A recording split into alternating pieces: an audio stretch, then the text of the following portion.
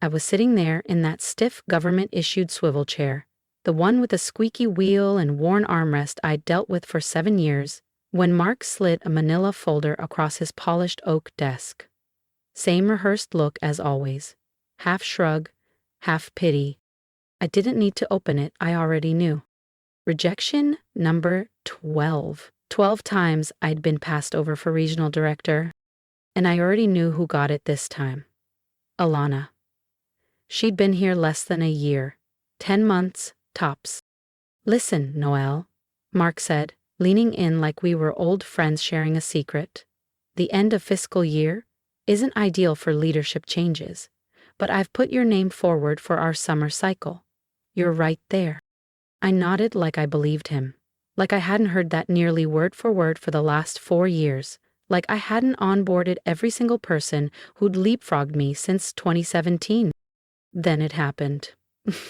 I laughed, not a polite chuckle, the kind of laugh that echoes, the kind that says, I've hit my limit. Mark blinked, his default empathy mode froze mid.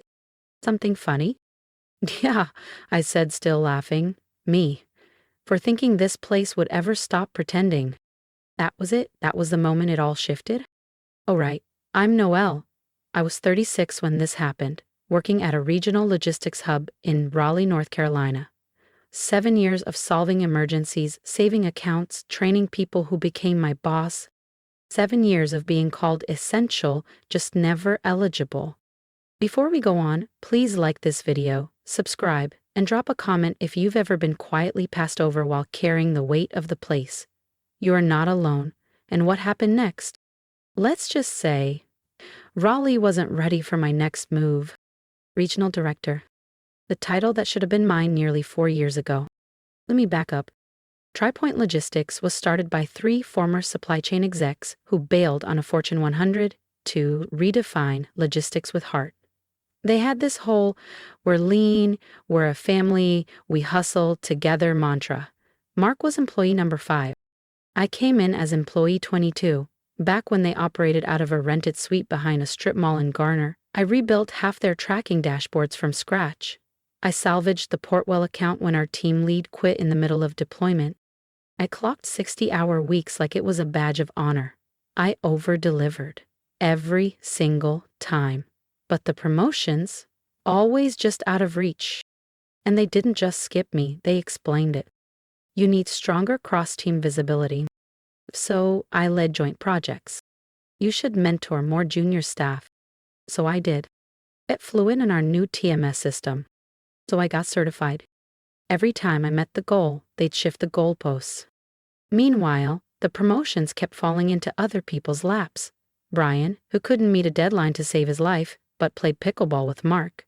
Daniela, who leaned on me for every dashboard, but went to wine nights with the VP. And now Alana, whose standout skills seemed to be sharing a sorority with our COO. I used to think it was me. Not extroverted enough? Too blunt? Wrong vibe? Wrong history? But that day, watching Alana strut by with her engraved nameplate, I finally understood. It wasn't me. It was the game. And it was rigged. That night, I collapsed in the hallway still in my coat, cried like it cracked something inside. Then I called my sister Lauren. She listened, patiently. Then she said, wait, I can't just quit, I told her. 7 years. That's sunk cost, Noelle. Stop giving them your best. And that was the moment something in me snapped away. Stop caring. Stop trying to earn the approval of people who've already decided you don't matter. I sat in silence, holding the phone against my cheek. That's not who I am, I finally whispered. Maybe, Lauren said. It's who you need to become. I didn't sleep that night. Her words looped in my head like static. 7 years. 7 years of showing up, proving myself, holding the line. And for what? For a pat on the head and a promise that never came? Something in me stiffened, hardened. A plan started to bloom in the back of my mind. Because here's the thing. I knew how TriPoint Logistics actually ran, not the version they presented to investors or flaunted at recruitment fairs. I knew which contracts were hanging by a thread. I knew which teams were behind, which reports were faked, and which clients only stayed because I personally kept them calm. Despite being passed over a dozen times, I was the infrastructure behind at least 5 key accounts. Without me, the entire Mid-Atlantic operation would wobble. So the next morning, I put on my blazer, walked in like usual, smiled at Mark in the hallway, nodded at Alana with all the right congratulations. Then I sat at my desk and started documenting everything. Every reporting system I built, every process shortcut, every call I'd handled at midnight, I compiled it all into a private digital vault off the company server. My asset, not theirs. Then I drafted what I called my indispensability map. Every connection, every operational weak point tied to me, not pry point. It may sound strategic, maybe cold, and honestly, it was. That's what 12 rejections will do. They don't just bruise you, they sharpen you. I gave myself 6 months not to quit quietly, but to exit on my terms. And phase 1, become absolutely irreplaceable. If you've ever been underestimated while holding everything together behind the scenes, you'll want to hear what happened next. Hit subscribe so you don't miss the moment I stopped asking for permission and started rewriting the rules. I volunteered for every chaotic client fire. I became the person they called when systems crashed or tempers flared. When our largest account, Riverspan Logistics, hit a snag, they didn't go through official channels. It called me directly. Not TriPoint's help desk, not their assigned liaison. But I was strategic. I didn't sabotage anything. I didn't create dependencies that weren't already there. I just became the solution. And I kept documenting it all. That was phase 2. My escape hatch. I started meeting old coworkers for coffee, people who'd jumped to startups, venture-backed firms, even niche consultancies. I refreshed my portfolio, not a resume, because I wasn't job hunting. I was architecting something new. Phase 3 was the hardest, emotional detachment. I stopped flinching when Mark took credit for my strategy decks. I no longer cared when I wasn't invited to leadership alignment lunches. I stopped viewing TriPoint as the company I owed loyalty to and started seeing it as a temporary tool, a bridge to something better. Then, in month 4, it happened again. Promotion number 13. This time to Kyle. 2 years at TriPoint. No standout contributions, but loud, confident, and very good at echoing leadership buzzwords. Old me would have broken. New me, I just smiled. Congrats, Kyle, I said, and meant none of it. Mark kept waiting for me to knock on his door, to ask, what do I need to improve? But I never came. By month 5, I'd built a financial cushion, incorporated Langston's strategy group, quietly secured a business line of credit, and I began discreet, non-committal conversations with 2 TriPoint clients who'd been venting frustrations for months. I wasn't stealing, I was simply available. Outful. Human. Then came the day, 6 months to the date of rejection number 12. I walked into Mark's office. No calendar invite. Just a printed letter. I'm resigning, I said, placing it gently on his desk. His face morphed in seconds. Shock, denial, panic. And finally, the look I'd waited years to see. Wait, Noelle, you can't just quit, Mark stammered. You're leading the Meridian freight transition, and we're in the middle of the Riverspan integration. I smiled calmly. My 2 weeks' notice is in the letter, everything's outlined. He scanned the page like he could will it to say something else. Is this about the promotion? Because listen, we're heading into Q3. I've been pushing for your name to be. No, Mark, I said, cutting him off. This isn't a negotiation. I'm leaving. And now, this is where it gets good. This is where 6 months of deliberate strategic preparation start to pay off. Where they finally begin to understand exactly what they're about to lose. But let me be honest with you, even now, 2 years later, telling this part still makes my chest tighten. Because I remember the fear. I remember nearly backing down. Almost talking myself into one more round of being overlooked, just to avoid the unknown. But I didn't. And if you want to know what came next, how my exit didn't just shake them, it shattered them, stick around. Because that resignation, it was just the spark. What followed? Chaos. Mark called a last-minute leadership huddle, which of course I wasn't invited to. He told them, Noelle has been great, but we've got systems in place. We'll manage. Oh, how wrong he was. Turns out I was the system. Every late-night fix, every manual process I'd optimized, every shortcut workaround, band-aid holding their operation together, that was me. By day 3 of my notice, the panic hit. Mark started scheduling daily knowledge transfers, asked me to build training materials, wanted everything I knew downloaded. Only problem? There is no replacement. Sure, I said, sweet as syrup. My consulting rate is $275.00 an hour. Look on his face, like I'd just asked for his mortgage. You still work here? He sputtered. For 11 more days, I corrected him, calmly. Mark grumbled to the partners naturally, but by then they were already spinning. Because Riverspan, our biggest client, had caught wind of my exit. Their CIO, Lorraine Donnelly, called TriPoint CEO directly.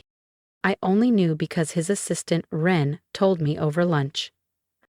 She leaned in, whispering, Lorraine said, and I quote, if Noelle's not on our account, we need to revisit our agreement. Bren chuckled nervously. I've never seen Graham sweat like that. By the end of week 1, the first offer came in. Mark called me into his office. This time, Graham, the CEO, was seated beside him, his expression serious. We've been reevaluating your contributions, Graham said, like this was a revelation and not something I'd been shouting into a void for 7 years. We'd like to offer you the regional director role effective immediately, with a 15% raise. I almost laughed. The title I'd been chasing for years, suddenly available now that I was walking out the door? I appreciate it, I said, measured. But I've already committed to another path. Their faces froze, like it had never occurred to them that I might have options outside TriPoint. What would it take? Graham asked. We can stretch to a 20% raise. It's not about the money, I replied. And that was true. Partly. Sure, I'd been underpaid. But it wasn't just that. It was about dignity. About not waking up one more day in a place that had told me 12 times I wasn't worth advancing. By week 2, desperation showed. The Meridian project was falling apart. Custom dashboards were failing, clients were calling, asking for me by name. Then came offer 2. Senior VP, 30% raise, leadership access. Choose your projects. I said no again. You're being unreasonable, Mark snapped, the fake smile long gone. We're trying to make this right. 7 years, Mark, I said quietly. You had 7 years to make it right. On day 10, Graham came to my desk himself. Dark circles under his eyes, voice hoarse. Name your price, director level, full autonomy, remote, anything. And for a second I did hesitate. It was more than I ever thought I'd be offered there. But then I remembered, 13 times overlooked. And no offer could undo that. 13 times they told me I wasn't quite ready. 13 times I watched someone with fewer qualifications walk away with the title I'd earned. I'm sorry, I said to Graham that day, but my decision's final. And on my last day, I did something that even surprised me. As I was professional, I handed over everything they asked for. Client documentation, project summaries, transition notes. I didn't slam doors, I didn't sabotage a single file. I just left. As I walked out of TriPoint's lobby carrying my little cardboard box, half-wilted desk plant, coffee mug with a chip on the handle, Mark intercepted me near the glass doors. You're making a mistake, he said flatly. You won't last 6 months out there. I just smiled. Watch me. And that's when the story really changed. Because my revenge wasn't the resignation. It wasn't the panic I left in my wake, though yes, that was satisfying. My revenge was what came next. Remember those 2 frustrated clients I mentioned, the ones I'd been quietly meeting? The day after I left TriPoint, I met with both, this time as the founder and CEO of my own firm, Northline Strategies. 1 week later, Riverspan terminated their Tri-Point contract and signed with me. Entire portfolio, not just the failing implementation, everything. When Graham found out, he called me. "This is a breach of your non-compete," he yelled. "Actually, it's not," I replied, calm as ever. "I never signed one, you should check your files." Silence. He knew I was right. 7 years of paperwork, and they'd never bothered with a non-compete. Their oversight was now my launchpad. 3 weeks later, Meridian Freight followed. Their COO told me Tri-Point offered to slash their rates by 40%. They still walked. By month 3, I had 5 clients, 3 from Tri-Point, 2 new from referrals. I was making 3 times my old salary. I hired my first employee, Tanya, a sharp, underappreciated analyst from a rival firm. I set boundaries, charged my worth, built smart, efficient systems that didn't need endless patchwork. Then came the surprise. Month 5. A message on LinkedIn. "Kirsten number 13. Can we grab coffee?" she asked. Over lattes, she stirred nervously. "I'm miserable," she whispered. "Everything's falling apart over there." "Nobody knows what they're doing," she added. "The Riverspan account is a disaster. Mark's blaming everyone but himself." I nodded. None of it surprised me. "They talk about you like a ghost," she said. "Graham even banned your name from meetings. But then he asks, 'How did Noelle handle this?'" There was a smug thrill hearing that, but also sadness. Sadness for the people still stuck there. Sadness for the 7 years I'd spent chasing validation that never came. "So, why are you telling me this?" I asked. She looked up. "I want to work for you." I nearly choked on my coffee. "Wait, what?" "I know it's strange, but you've built something real, with people who respect you. That's what I want." I studied her face. No agenda, just someone exhausted, someone who wanted to be seen. "Send me your resume," I said. "We'll talk." 6 months to the day after I left Tri-Point, my phone rang. "Noelle, it's Graham," came the voice. "We're struggling. Q3 numbers are the worst in 5 years.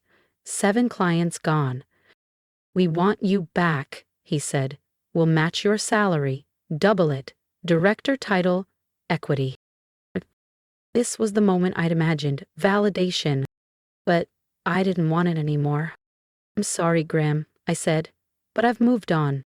I hung up, sat at my real desk, in my own office, with Northline Strategies on the glass. And I cried, not in anger, but in relief. 7 years of invisible weight, finally gone.